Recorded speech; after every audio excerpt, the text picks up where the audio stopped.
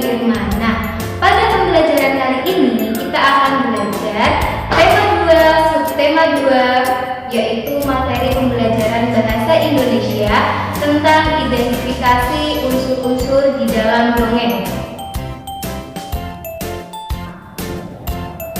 Nah, tujuan pembelajaran pada hari ini yang pertama, anak-anak mampu mengidentifikasi unsur-unsur yang terdapat di dalam dongeng, baik secara lisan maupun secara tulisan.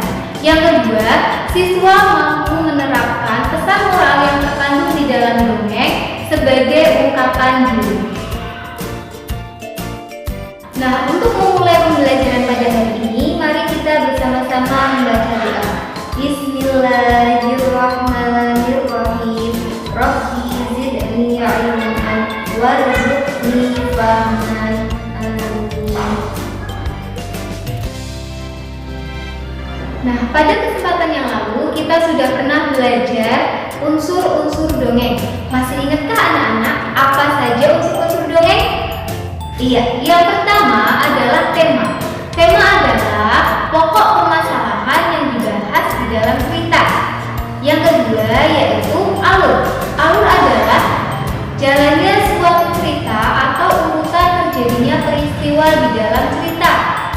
Nah, yang ketiga ini adalah tokoh dan watak. Tokoh ini merupakan pelaku yang ada di dalam cerita. Nah, tokoh ini bisa berupa manusia, bisa berupa hewan, dan juga bisa berupa tumbuhan.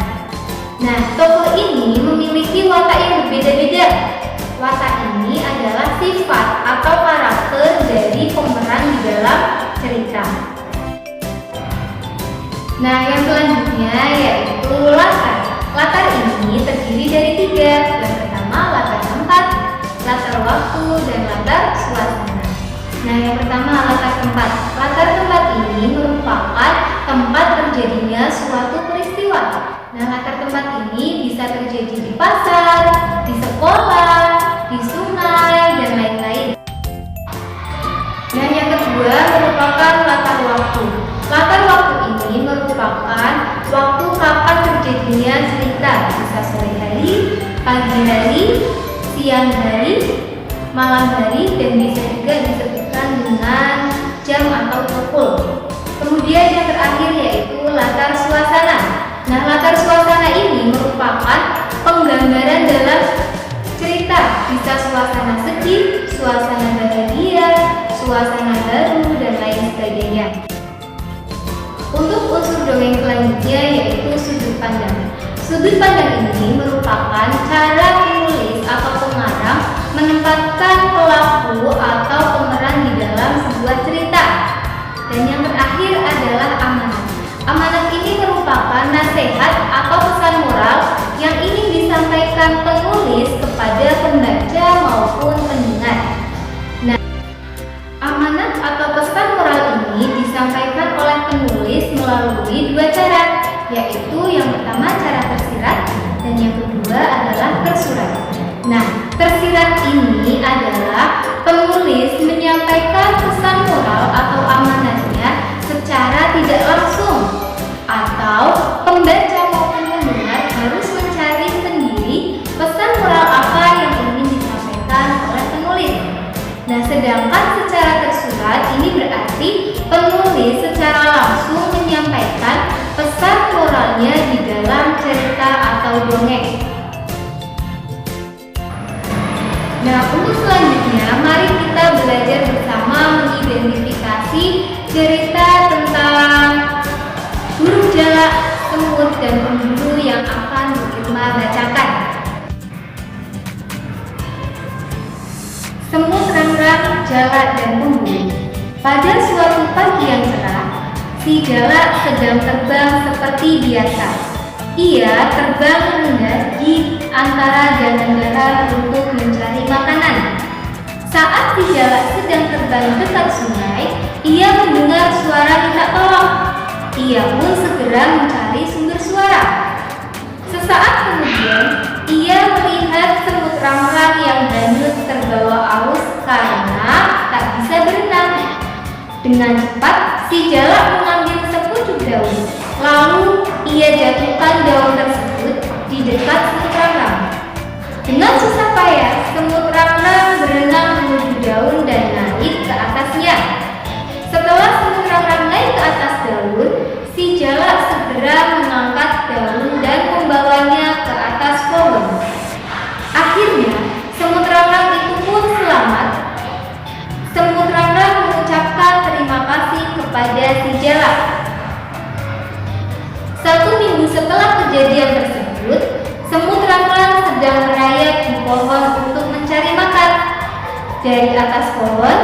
dia melihat pemburu yang sedang membidik sesuatu dengan senjatanya. Semut Rang-Rang kemudian menyadari bahwa yang dibidik oleh pemburu adalah si Jalak, teman yang pernah menolongnya. Semut Rang-Rang segera menjatuhkan diri ke kaki si pemburu dan menggigitnya. Karena kesakitan, si pemburu pun berteriak dan gigitannya meleset. Si Jalak yang mendengar suara si pemburu baru menyadari bahaya yang mengancamnya. Ia pun segera terbang meninggalkan pohon tempatnya bertengger. Semut Rang-Rang segera menjatuhkan dirinya ke tanah dan kembali merayap ke atas pohon. Ia senang bisa membalas kebaikan si burung jalak, meski si jalak tidak tahu bahwa dirinya lah yang menyelamatkannya dari sang pemburu.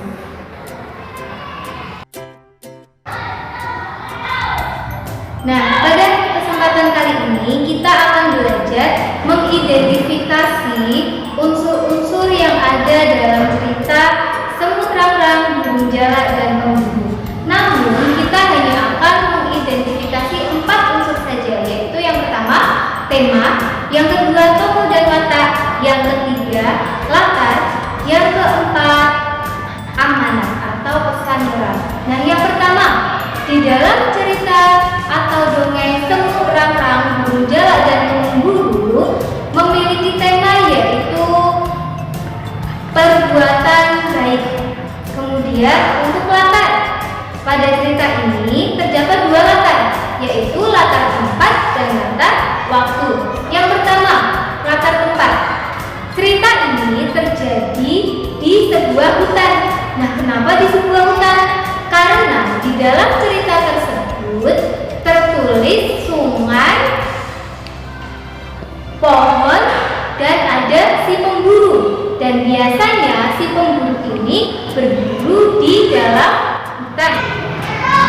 Nah, yang selanjutnya yaitu latar waktu. Pada cerita tersebut terjadi di suatu pagi hari.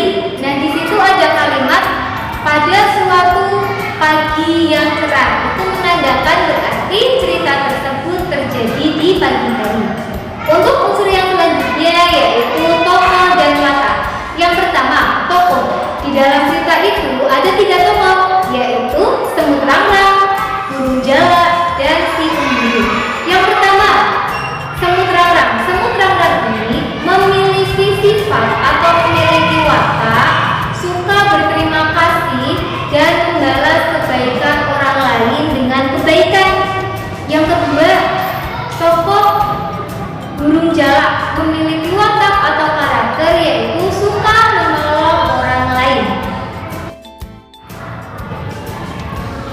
Nah, untuk unsur yang terakhir yaitu amanat atau pesan moral. Nah, di dalam cerita Semut Rang-Rang, Burung Jalak, dan Pemburu ini penulis menyampaikan pesan moral secara tersirat. Itu artinya si pembaca maupun pendengar harus mencari sendiri pesan moral apa yang terkandung di dalam dongeng tersebut. Nah, anak-anak tahu tidak ya, kira-kira pesan moral apa ya yang ingin disampaikan penulis melalui cerita tersebut? Iya, pesan moralnya adalah kita harus berbuat baik kepada siapapun dan jangan sampai melupakan kebaikan orang lain yang telah dilakukannya kepada kita. Sekian pembelajaran pada hari ini, semoga